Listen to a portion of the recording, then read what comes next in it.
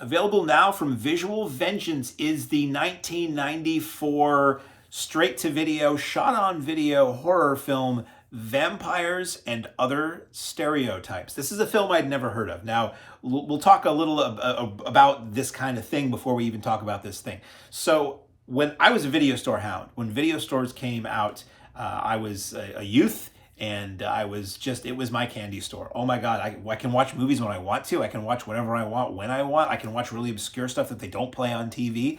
This is exciting. I was renting movies all the time. I was renting stacks of movies all the time, every week from my local video stores. And once in a while, you'd rent one that was straight to video and shot on video. And it was like, what is this? This is a movie shot on videotape. This doesn't feel like a movie. This feels like a music video. This feels like TV. This is less than. So I always had in my head, films that went straight to video weren't as good, and films that were shot on video didn't feel real. They felt phony. They felt like a fake movie. So Visual Vengeance is this company that is dedicated, seemingly, to releasing all of these straight-to-video movies, shot on video and straight-to-video, low-budget indie films. So when I get these packages, I'm like, oh, I'll watch it. Maybe I'll like it. Maybe I won't. And I liked it. This film is called Vampires and Other Stereotypes, as I said, from 1994. And I pop it in sort of like, I don't watch a movie like this unless it's very cold or I'm trying to keep my hands, warm under my armpits. I want to like everything. I want to give everything a shot. And this one really worked for me because it's so well done. It's super cheap. The acting isn't all great. It was shot on Betacam SP videotape, and it was processed with this thing at the time called Film Look, which changes the frame rate to make it look a little bit more like film. And it's just a lot of shot on video stuff and a lot of super low budget indie stuff. Just really feels like people screwing around in their backyard with their friends, because usually that's what it is. But occasionally they rise above that. And this one, to me, rose above that. This was a really interesting flick. So the story is a trio of girls, and the guy that one of the girls are seeing goes out for a night on the town. He says, like, I got a party in the warehouse district. It's going to be great. And they wind up going into this warehouse where these two guys who I guess seem to sort of be demon hunters. It's not 100% clear at the beginning of the film. It becomes clear, but I'm not going to tell you what the deal is.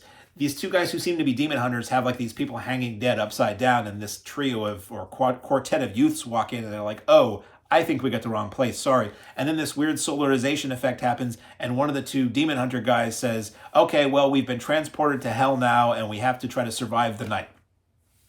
It's a lot thrown at you fast in this film.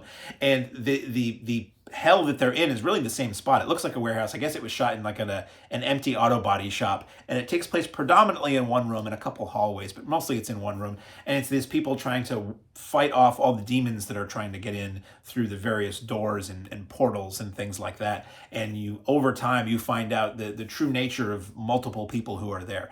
It's sometimes kind of light in tone. Overall, it's well done. Now, some of the acting is not good. There is this guy who plays one of the two demon hunters who he came off to me sort of like Bob Einstein, who played Super Dave and did a lot of other stuff. Just like, he kind of looks like him, he a little bit sounds like him, but just like totally deadpan and emotionless. And some of the dialogue he has to deliver is just not very good, and he's not very good at making it any better. But other than that, it's a decent, fun Friday night kind of movie. And the special effects are quite good for what they were and what they had to work with at the time. It's directed by Kevin Lindenmuth, I should have said earlier, who did a lot of these straight-to-video films. I think this was his first film, and then he did it for decades after that. And but they had really good people doing the makeup, so you have really good practical makeup effects and gore effects and zombie effects and creature effects and lighting and smoke effects. And for what it is, it's really well done. So I was impressed, and it's held my interest throughout. So what do we have here for extras? We have, the vampire element doesn't really come into this film until like the last 5 minutes. Looking at my notes here. So it says vampires and other stereotypes. It's really not about vampires until toward the end, and then it is, and it's like, now it's about vampires. You get some vintage New York City street shots for people who are fans of old New York. You get, let's see, as I said, good practical effects, lighting, and it's a good vibe for a shot on video film. Extras are voluminous. Extras far outweigh duration-wise the film itself. You get a commentary by director Kevin Lindenmuth, which is low-key. There's some gaps, and it's informative and in terms of production and effects stories. You get a commentary with actor Mick McCleary, who plays the guy in the group of friends, and director Kevin Lindenmuth, and that's much lighter in tone, a lot more production information, some duplication of information from the previous track, but actually not much, and that's fun. Then there's another commentary with Tony Strauss of Weng's Chop magazine, which is very informative, respectful, moves right along, and it sort of tells the story of how this film came to be and what other things the people in the film had done. And again, not a lot of duplication. I think he even says he had listened to the other tracks, so there's not a lot of duplication between the three, which is appreciated because you feel like you're wasting your time if you're watching the commentary for the duration of the film again, and it's stuff you just heard on the other one. Then a lot more. We get director Kevin Lindenmuth interview, that's 25 minutes. Actress Laura McLaughlin interview, 3 minutes. Actor Mick McCleary interview, 10 minutes. Actress Suzanne Turner interview, 3 minutes. Actress Sally Narkis interview, 7 minutes. Makeup effects artist Rallis Khan interview, that's 17 minutes. Special effects artist Scott Slinger interview, that's 7 minutes. Set photographer Sung Pak interview, that's 9 minutes. Publicist Joe Massieri interview, that's 24 minutes. Behind the scenes image gallery that runs 2 minutes. Kevin Lindenmuth early Super 8 films with optional commentary, that's 26 minutes.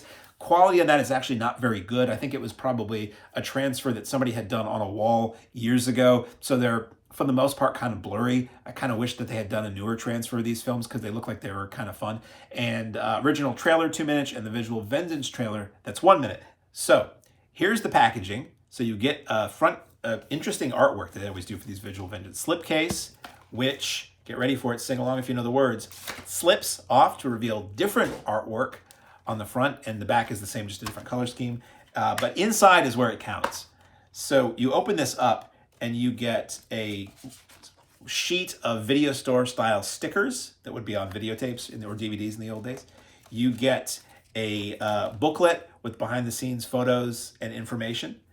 You get a poster, a fold out mini poster of the new artwork for this film, which looks a little bit like Evil Dead 2, and that's because the film was inspired a little bit by Evil Dead 2 and Evil Dead. And then you get the disc with the same artwork as the slipcase and your original release artwork. So this is a really nice set. Visual Vintage does a really good job with these releases. Even if I don't love all these movies, I love that they're doing this for these movies. So available now on Blu-ray from Visual Vengeance from 1994 is Kevin Lindenmuth's Vampires and Other Stereotypes.